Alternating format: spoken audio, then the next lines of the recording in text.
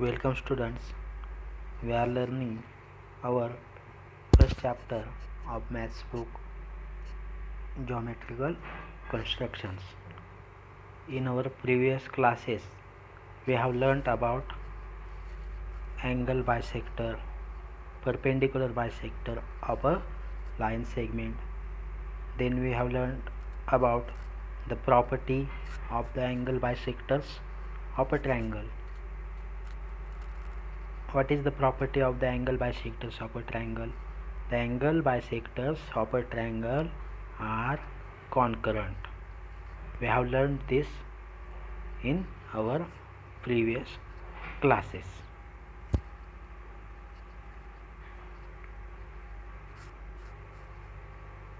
Look at this figure. This figure is about angle bisectors of a triangle.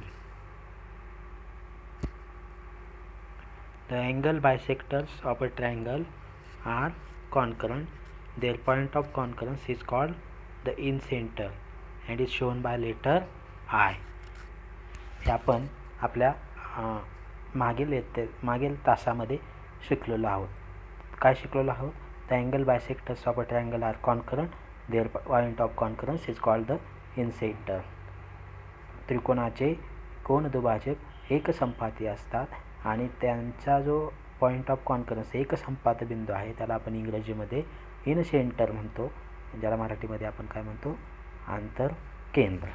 तर ते आपण I या अक्षराने दाखवत असतो. हे आपण मागील तासाला शिकलेलो आहोत. यानंतर आपल्याला आज काय शिकायचं आहे? The property of the perpendicular bisectors of the sides of a triangle.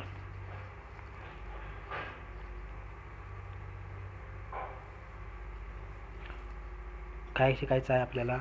तर परपेंडिक्युलर बायसेक्टर्स जे ट्रायंगलचे असतात त्यांची काय प्रॉपर्टी अशी अँगल बायसेक्टरसारखी आहे का ती शिकायची आहे आपल्याला. तर त्यासाठी आपल्याला काय करावं लागणार आहे? पहिल्यांदा एक कच्ची आकृती काढतोय मी इथं. ॲक्यूट अँगल ट्रँगल काढावा लागेल. त्याला आपण काही नाव देऊ शकतो, XYZ. त्यानंतर आपण काय करू शकतो? तर त्यांचे परपेंडिक्युलर बायसेक्टर काढू शकतो. आपल्याला माहिती आहे परपेंडिक्युलर बायसेक्टर कसं काढतो आपण. समजा ही YZ लाईन आहे, तर आपण काय करतो? त्या YZ लाईनच्या निम्म्यापेक्षा जास्त अंतर घेतो आणि या Y पॉईंटपासून वरती एक आर्च काढतो, खाली एक आर्च काढतो. तसंच ते अंतर न बदलता आपण या Z पॉईंटपासून वरती एक आर्च काढतो, खाली एक आर्च काढतो आणि ते काय करतो? दोन्ही आर्च काय करतो? जोडून घेतो. अशाच पद्धतीने आपण इथंही समजा ही XY आहे, इथेही आपण काय करतो? अशाच पद्धतीने XYचं निम्म्यापेक्षा जास्त अंतर घेतो.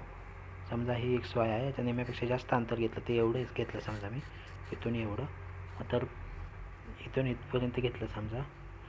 तर आपण काय करतो? वरती एक छेद मारतो, खाली एक छेद मारतो. तसाच एकूणटी काय करतो? इकडे एक छेद मारतो, इकडे एक छेद मारतो आणि हे छेद काय करतो? जोडून घेतो. आपल्याला दिसतं की हे छेद कुठेतरी एकमेकांना काय होतात? मिळतात. आणि हेच म्हणजे आपल्याला या पाठामध्ये काढायला शिकायचं आहे. तर बघा, ही कच्ची आकृती होती. इथं बघा, look at this figure. The property of the perpendicular bisectors of the sides of a triangle. बघा, इथं मी एक आकृती काढलेली आहे. सगळ्यात पहिल्यांदा एक ॲक्यूट अँगल ट्रायंगल काढलेला आहे. त्याला नाव दिलं आहे XYZ.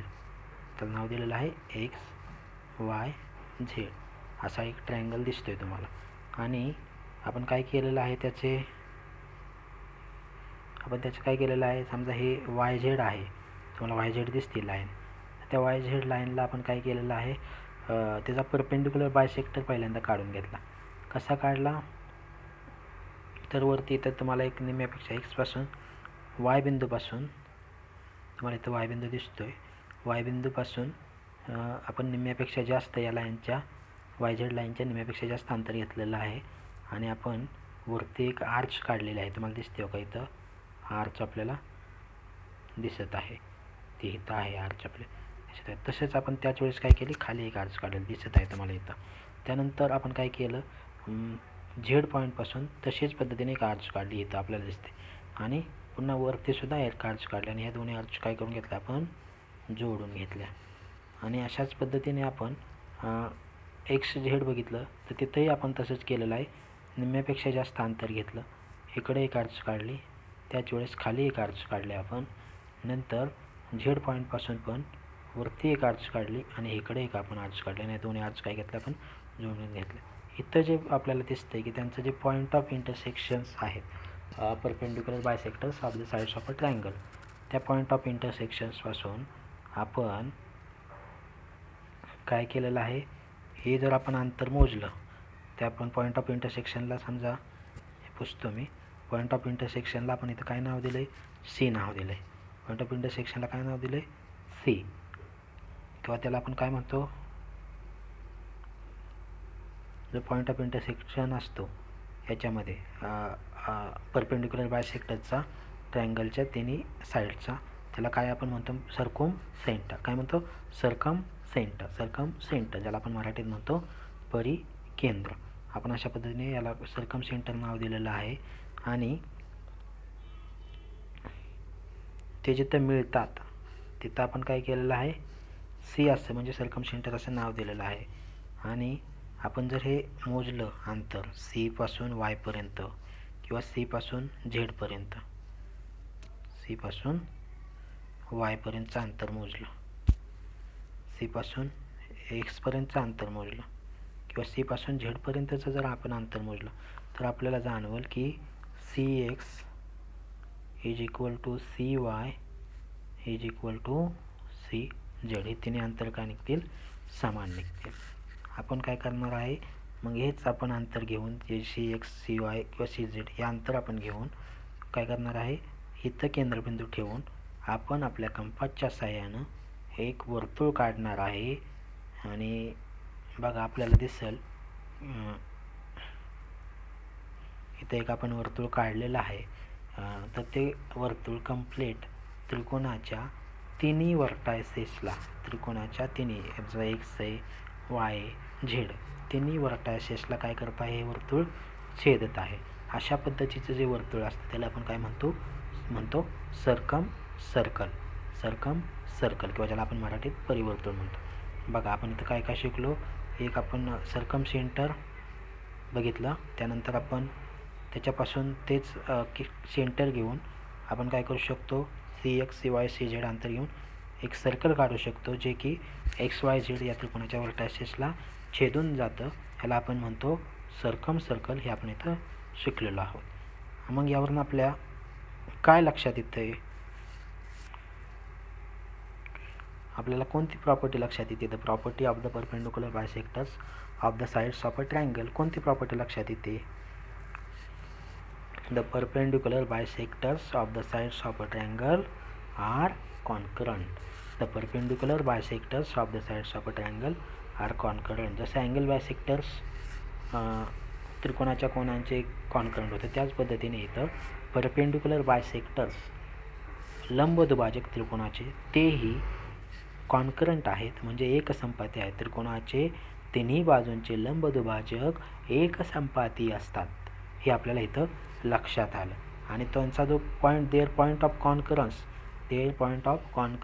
Is called the circumcentre. त्यांचा पॉईंट ऑफ कॉन्करन्सला काय म्हणतो आपण, सरकम सेंटर. आणि ते कोणत्या लेटरने दाखवलं जातं, लेटर C. तर आपल्याला दिसते लेटर C, त्याने आपण ते दाखवत असतो. अशा पद्धतीने आपण काय शिकलो, तर perpendicular bisectors of the sides of a triangle are concurrent. their point of concurrence is called the circumcenter and is shown by the letter C. हे आपण the property of the perpendicular bisectors of the sides of a triangle इथं आपण शिकलेलो आहोत. अशा पद्धतीने आपण angle bisectors शिकलो, property of the perpendicular bisectors of sides of a triangle शिकलो. त्यानंतर अँगल बायसेक्टर्सची सुद्धा प्रॉपर्टी शिकलो आपण. त्यानंतर आपल्याला इथं प्रॅक्टिस सेट 1 दिसत आहे. आपल्याला तो प्रॅक्टिस सेट 1 तुमच्या वहीमध्ये सोडवायचा आहे आणि तो तुम्ही तुमचा हा होमवर्क आहे तो तुम्ही करायचा आहे. थँक्यू.